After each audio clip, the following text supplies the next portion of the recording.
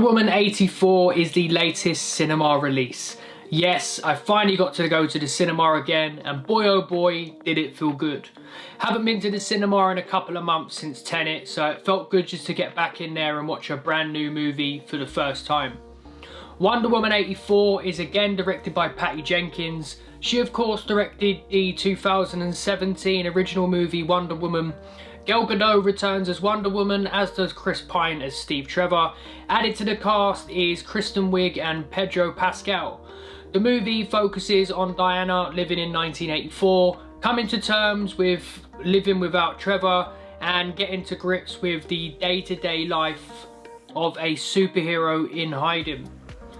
I can't give too much away in regards to the plot because it's pretty much going to spoil a lot of it. However, the movie basically focuses on Diana dealing with a old artifact which causes massive problems in her life. The movie is an enjoyable watch, do not get me wrong. I thoroughly enjoyed being back in the cinema, and that may have heightened my experience while watching Wonder Woman 84. I felt like Gal Gadot again was amazing as Wonder Woman. I think she was perfectly casted in the role. Chris Pine again put on a decent enough performance, but the newcomers shine here. Kristen Wigg as a villain, I didn't really think it was going to work, but I thought she put on a really good performance as Cheetah. And the highlight of the movie, the best actor on screen, was Pedro Pascal as Maxwell Lord. He put on a very multi-layered performance. He played a villain, a complex villain, which actually made sense. He was heightened by some mystical powers which allowed him to become what he was. The movie was very far-fetched. It was very much a otherworld type of living. The movie was not grounded like some of these superhero movies have started to become. It was very much a out there superhero movie. Jenkins again on the directorial duties done a good job. I do feel like there was a certain subplot in the movie which could have been completely cut out.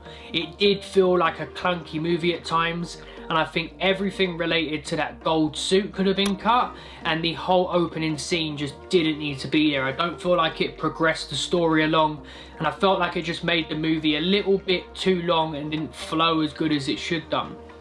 Hans Zimmer, the man on the score again. It's Hans Zimmer, it's always going to be an amazing score. That guy is top 3 selected best score composers in the game, so it was always going to be an amazing score. Very much similar to the original Wonder Woman, it had a similar tone in regards to the score. There was different aspects added on top of it to heighten different parts of the movie, but again, Hans Zimmer, great job. The movie was a different style compared to the first Wonder Woman. Of course, it was set in a completely different time, which allowed a completely different aesthetic. I much preferred the original Wonder Woman, which came out in 2017. I felt like it was a much more grounded movie. I felt like it was a much more realistic movie. People are going to absolutely love this Wonder Woman for many different reasons. I think it definitely takes you out of this current world we're living in at the moment and allows you to go into kind of this fantasy world, which was a good aspect. But for me, I preferred a much more grounded takes, realistic takes on superheroes. So that's why the movie didn't resonate as much to me as it probably will do to many other people. It's still a thoroughly enjoyable watch. It's one which people are going to adore, people are going to hate. And for me, it's an average movie when it comes to the superhero genre. It's nothing which is going to sneak into my top 10 for the year, but it's also not one of the worst films I've seen either. Definitely one which needs to be watched in the cinema to get the full experience of the movie and the full grand scale of things. So if you can catch it in the cinema, go and watch it. It's definitely worth a watch. If you have to watch it at home because of safety reasons, enjoy yourself.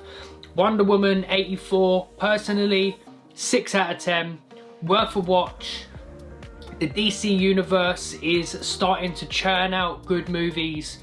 They started out on a very bad run, but at the moment they seem to be trucking along and building a proper DC universe. So thank you for watching, peace out.